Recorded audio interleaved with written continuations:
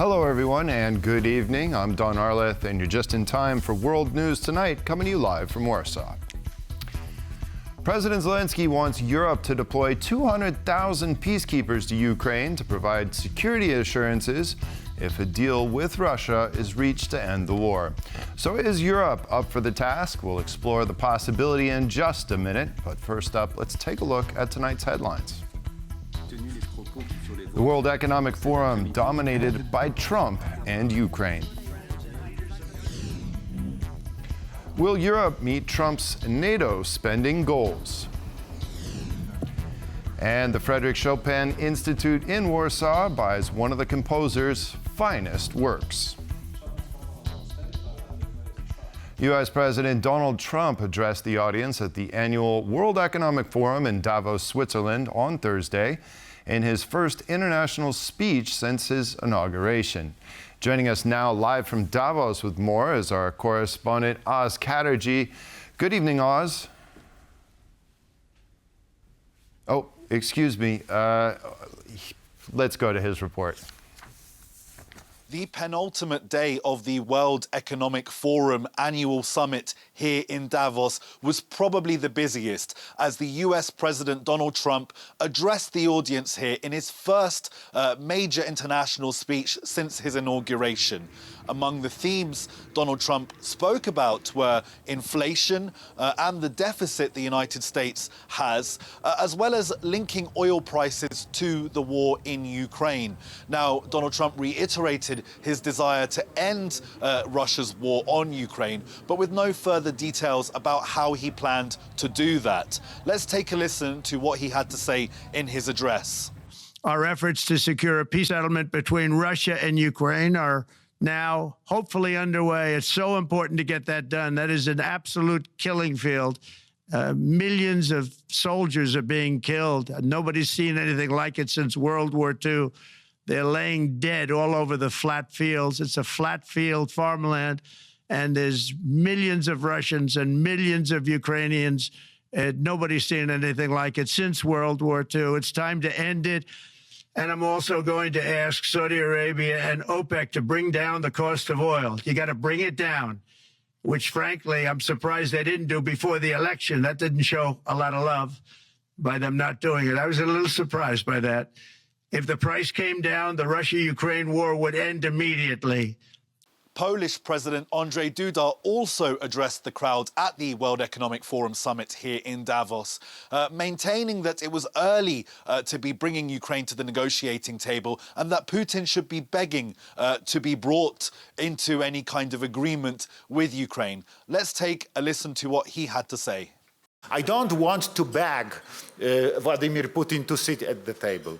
I want Vladimir Putin to beg us, to beg Ukraine, to beg allies of Ukraine to sit at the table and to talk how to end this war. So Friday is the final day of the World Economic Forum summit, and we will be bringing you all of the latest right here on TVP World. It's Oz Chatterjee reporting from Davos for TVP World. And as we mentioned, economic issues are usually the top priority at the Alpine gathering of the global elite in Davos. However, this year, Ukraine and Trump topped the agenda. President Zelenskyy has called for 200,000 troops to secure his country from Russian aggression if a peace agreement is indeed met.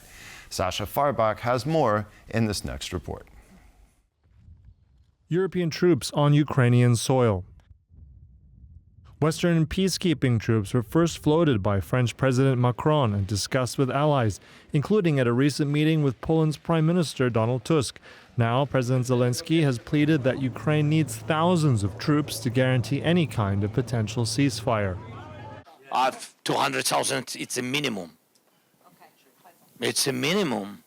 Otherwise, it's nothing. As a mercurial President Trump leaves European allies in doubt of America's commitment, the sheer scale of such a deployment would make it difficult to muster, even with the help of the United States. It's a really high demand, considering that the big European countries like France, Germany, UK, they each can't even get the division under 20,000 men to the field easily. So we are talking about numbers 3 times bigger than that. Plus, You remember that if you are in a long-term operation, you normally need to rotate the forces. You normally need almost 3 times more forces to upkeep them in the field. So you are talking about suddenly about 600,000 troops, and I don't think that that's feasible from European NATO's. In recent months, several NATO countries, including the UK, France, as well as the Nordics and Baltic states, have expressed their willingness to deploy some kind of peacekeepers on Ukrainian soil. Recently, Berlin's defense minister, speaking to a German daily, also hinted at his nation's participation. We are the largest NATO partner in Europe. We'll obviously have a role to play. Berlin has stepped up, supplying billions in military hardware to embattle Kyiv. Yet some experts believe that Germany may not have what it takes for a future troop deployment to Ukraine. We may not speak realistically about the German army taking real tasks on the ground out of many reasons, out of reason of technical weakness of the German army, the lack of experience, and of course, the lack of moral readiness to shoot at the Russian troops in a case when Russia violates the agreement. One question to consider is under what mandate and authority any kind of peacekeepers will be deployed to Ukraine. One successful concept is the NATO-led KFOR mission, a group of around 4,300 peacekeepers deployed in Kosovo for 25 years. But some experts question the feasibility as Ukraine presents a far greater challenge. If you think about the Balkan operation, I4, S4, K4, they were considered the area which you are supposed to, control. They were much easier operations. The area to control is so much smaller in Balkans. Now we are talking about 1,200 kilometers long ceasefire line, even longer. So again, the K4 model itself, when you look at the troop density, is not necessarily feasible. But otherwise, what you need, you need combat forces, combat troops with heavy weaponry. Despite certain NATO countries like Poland and the Nordics' resolve to assist Ukraine with arms and support, President Zelensky's proposal is a high ask. Sasha Farbach, TVP World.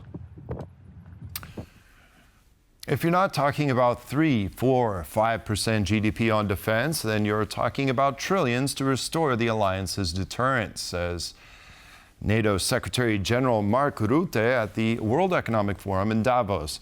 While talks concentrate on a possible new threshold, experts say that it's not just money alone. Our defense correspondent Mark Steele has the details. Donald J. Trump. Donald Trump has once again repeated his demand to raise NATO member states' defense spending threshold in his address to the leaders gathered in Davos. I'm also going to ask all NATO nations to increase defense spending to 5% of GDP, which is what it should have been years ago. The mood among NATO leaders So we are really in crisis mode here. seems to indicate that alarm bells have been set off across Europe. First, money, much more to be spent, fast. The ones not on 2% have to get to the 2% in the next couple of months. We cannot wait any longer. And then we have collectively to move up, and we will decide on the exact number later this year. Defense spending varies from state to state among NATO members. Poland and Estonia top the list of countries spending the most as a share of their GDPs. Warsaw exceeded 4% last year, while Tallinn spent 3.5%, and they want to spend more. EU Budget Commissioner Piotr Serafin recently spoke about the issue of defense spending in an interview with Polish radio station Talk FM. NATO members have an obligation to spend 2% of their GDP on defense. Not every member state fulfills this obligation. If all member states were to implement this commitment in Europe, we would have an additional 50 billion euro to spend on defense. Raising the threshold to 3% could be what NATO allies agreed to at the June summit in The Hague. Part of the discussion is not very helpful because it's like spending for the sake of spending. But of course, now that Donald Trump has kicked off the debate and there is the number in the room. Whatever the alliance agrees to, pressured by Trump, the fact is that there will be more money spent on defense. If we take Estonia, raising defense spending by 1% of the country's GDP means the country would have $400 million more in its military budget. Tallinn could buy 4 F-35 jets or 47 K2 Black Panther tanks. If Germany spent 3% instead of 2%, Berlin would have additional $45 billion, which translates into 450 F-35 fighters or 5,300 K2 tanks. Raising the threshold does not fully solve the problem of security in Europe, experts say. Budget alone, money alone doesn't give you a military capability. It depends on what you do with it. And speaking of military capabilities, the biggest problems that, for example, Germany now has is actually not the lack of money, it's the lack of people. Spain has the lowest expenditure on defense among the alliance, at roughly 1.3% of its GDP. According to NATO data, only 30% of that is spent on equipment. The rest covers primarily current expenses and salaries. This is a time when Europe cannot afford to save on security. I am speaking as the Prime Minister of a country that already spends almost 5% of its GDP on defense. Tusk's words echo what leaders across the eastern flank have been saying not only since Donald Trump won the US election last year, but since the start of the Russian invasion of Ukraine. Belarus uses migrants as a tool of hybrid warfare. These were the words on EU officials' lips in Brussels this morning. The confirmations come just as the regime in Minsk is moving migrants from its border with Poland towards Russia, as Lukashenko tries to avoid domestic upheavals ahead of the sham elections scheduled for Sunday. Zuzana Jurek has this report. This morning, officials in Brussels confirmed what Poland has alleged since 2021. Hybrid threats arising from the weaponization of migration by Russia, assisted by Belarus, pose a risk to sovereignty, national security, and the territorial integrity of the concerned member states.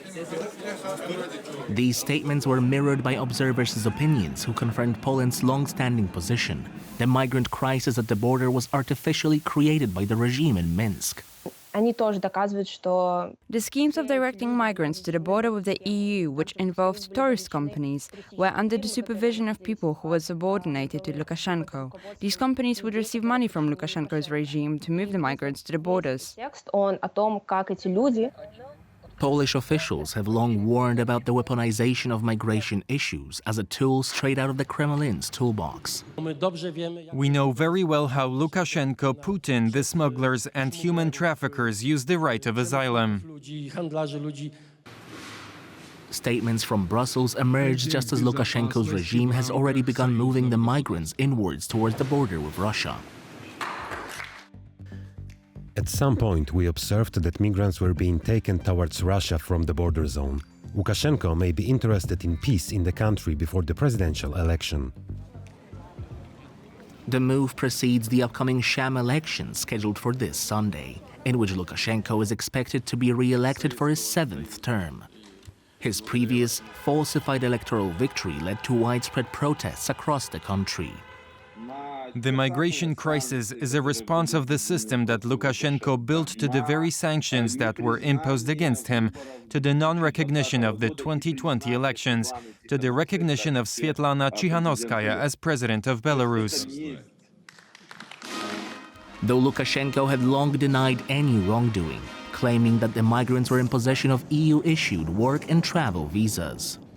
If the West wants to catch them at the border and detain them, we also won't do that. They do not want to solve this problem. But despite the temporary quiet at the Eastern Front, the warnings about challenges facing the EU are echoing loudly in Brussels. Financial, energy, migration, terrorist crises, war beyond our eastern border. Now, with Poland at the helm of the rotating presidency of the Council of the EU, border security and migration is expected to take center stage. Moving on now, cheap cement imports from the east are rattling Poland's homegrown industry. Domestic producers warn that they're caught in an uneven playing field, risking jobs and potential investment if the government doesn't step in. Alexandra Marhevich reports. This cement kiln, the largest of its kind in Europe, helps uphold Poland's status as the continent's third biggest cement producer. Now that position might be taken over by another country. Poland brought in nearly 500,000 tons of cement from Ukraine in 2024, an astonishing surge of more than 1,500% over 4 years.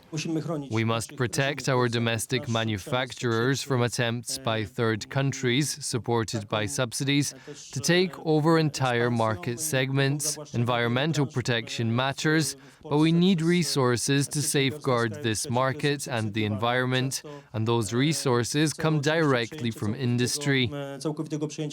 In some months, imports from Ukraine soared by as much as 106% year-on-year. Observers link this surge to weaker climate obligations in Ukraine.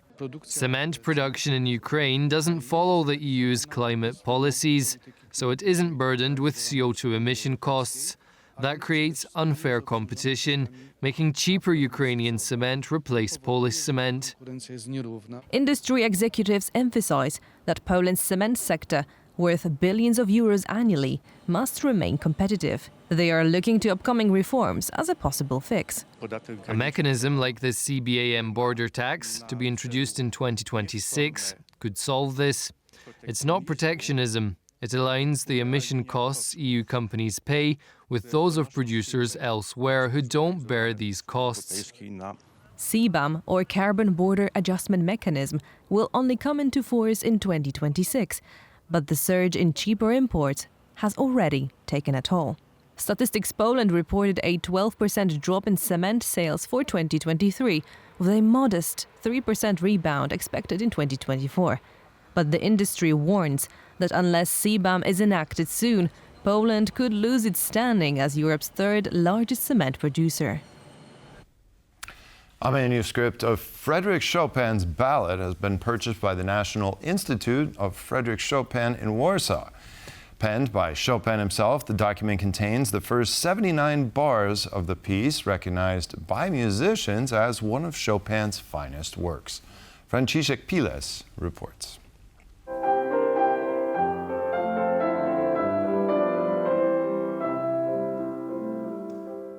To this day, Frédéric Chopin stands as a shining paragon of Polish heritage. His music has captured the hearts of millions of people worldwide and is enjoyed by enthusiasts of the Romantic music movement of the 19th century. According to pianists and music experts around the world, the somber nature of Chopin's Ballade No. 4, Opus 52 in F minor, perfectly reflects that era. The Ballade in F minor is one of Chopin's best-known works, which is why the discovery of another manuscript is a very important event. It's also one of the last ballades written by Chopin and is recognized as one of his hardest pieces to play for pianists. The Polish National Institute of Frédéric Chopin in Warsaw managed to acquire a manuscript of the piece, penned by Chopin himself prior to the piece's handover to his publisher in 1842. After Chopin's death in 1849, the brilliant composer's sister gave the manuscript to her brother's friend, a Czech composer named Josef Dessauer. We're dealing with a transcript of an earlier version of the piece, which greatly differs from the officially released version. It shows us Chopin's composing process, which is very interesting in itself, but it also serves as another source for checking mistakes or changes made to the piece. All knowledge of the document was lost until it was put on auction in Lucerne, Switzerland in 1933. It was bought by Rudolf F. Kallier, an Austrian collector. After spending over 90 years in the Kallier family collection, it was bought by the National Institute of Frédéric Chopin at the tail end of 2024. The document is one of 2 known manuscripts of the piece in the world.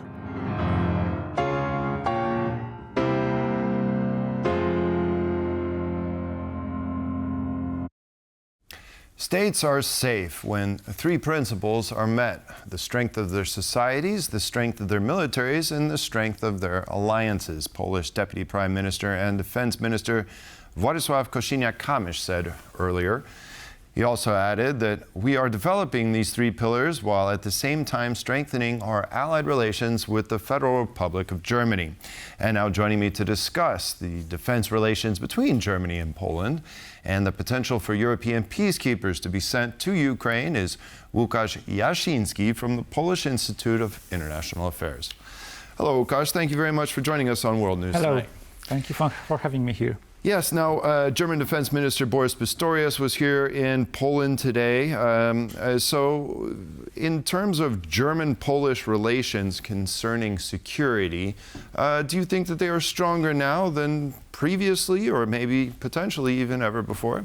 Well, I would say they are more or less on the same stable and a good level of cooperation. Just to remind you, the previous mission of German Patriot systems that took part in 2023, so a little more or less 2 years ago in Zamojszczyzna region. Also the thing that was announced today, so the fact that the German Luftwaffe planes Eurofighter will take part in NATO air policing mission in Poland is also good news. However, it's also nothing special because such missions also take part from time to time. So I would say that our relations concerning defense are on a stable, good level. We remain allies in the framework of NATO. Another interesting thing is that there will be a big deployment of the Bundeswehr heavy brigade in Lithuania. So this quite perilous place on the map of Europe, especially concerning NATO's eastern flank. And this deployment actually is one of the biggest projects of the German Zeitenwende, so this series of reforms concerning Bundeswehr, and it is to be finished in 2 years' time. But still, some processes are going on. There is already a special small unit preparing this deployment in Lithuania that is already functioning. Right, and that whole deployment has been somewhat delayed, has it not? Well, there were some discussions, should all the soldiers, we are talking about more or less 5,000 troops, should be already delivered and deployed in Lithuania, or should there be some kind of model that most of these forces will be waiting in Germany, and in case of any dangers could be rapidly deployed in Lithuania. All in all, based on a bilateral agreement between Germany and Lithuanian authorities, this 5,000 troops will be deployed permanently in Lithuania into localizations near Vilnius and Kaunas. Now, if we look at the German political scene, which scenarios do you think in terms of support for Ukraine could we possibly see coming up this year? Well, the most probable scenario is that the CDU, so the Christian Democrats, are going to win the Bundestag elections in exactly 1 month's time. Afterwards, probably there will be either coalition with SPD, so there is a chance that Minister Pistorius will remain as a Minister of Defense, or with the Greens. These are only two possible coalitions available, according to the opinion polls. I suspect that the general level of help, of support for Ukraine will remain more or less on the stable level like in the previous year. We need also to remember that Germany are facing now severe economic crisis. There is also a question of a new state budget for the next year, and there could be some unpleasant developments concerning it when the new government will try to shake up the economy a little bit. So I suppose that this support will remain more or less on the same level. Perhaps this new government, and with Friedrich Merz, so leader of the Christian Democrats at the helm, will be more eager to send Taurus missiles. So this type of weapon that was for the Chancellor Olaf Scholz and for Social Democrats an absolute taboo topic, and that has been blocked for almost over a year or almost 2 years. Right, that would be one very significant development if indeed it went through. Now let's move on to this potential peacekeeping force which could be deployed to Ukraine. President Zelenskyy has said that a minimum of 200,000 European soldiers would be needed in the country. Not only from the German point of view, but including the German point of view, would Germany participate in such a mission, or do you think it would be rather reluctant? Well, Germany could participate in such a mission, but it depends from its character. It depends if it would be a mission basing on a wide alliance of states, especially NATO states, perhaps some NATO states plus other third parties. But the problem is the potential. You mentioned this figure of 200,000 soldiers. Actually, Bundeswehr, at the moment, German Bundeswehr has about 180,000 soldiers. So the scale is like absolutely enormous. And I don't. Will it be shared between UK, France, potentially Italy, other European NATO countries? Of course, but still, it would require deploying of thousands of thousands of soldiers there. I suppose that the only way in which Germany would be likely to involve in such a mission would be creating a very wide coalition of states, especially, of course, basing on NATO as this main pillar, but also perhaps with some third countries as well. Right, but based on the previous German government, or the current German government, their reluctance to take on any risk, mentioned the Taurus missiles. They've refused to give those to Ukraine. Some are concerned that putting European forces in Ukraine could actually risk escalation, and if indeed a ceasefire is broken, if these troops are somehow involved in an attack. So in this conceivable notion that could potentially take place, would Germany even consider such a move? Well, if it would be a NATO, some kind of NATO peacekeeping mission, because still this perspective is quite vague. I mean, Donald Trump promised that he will end this war in 24 hours. Now there are some signals that perhaps perspective is 6 months, perhaps more, who knows? So we are talking about hypothetical scenarios.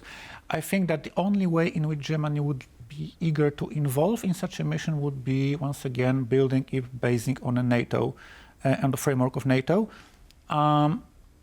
It's actually, of course, at the end of the day, all about deterrence and credible deterring Russian troops in a credible way from breaking this possible ceasefire.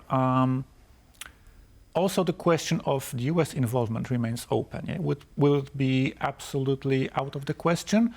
Or should it be somehow like in more symbolic terms? Or perhaps that US could only provide a logistical support, something like this. There are like numerous questions that are still to be answered.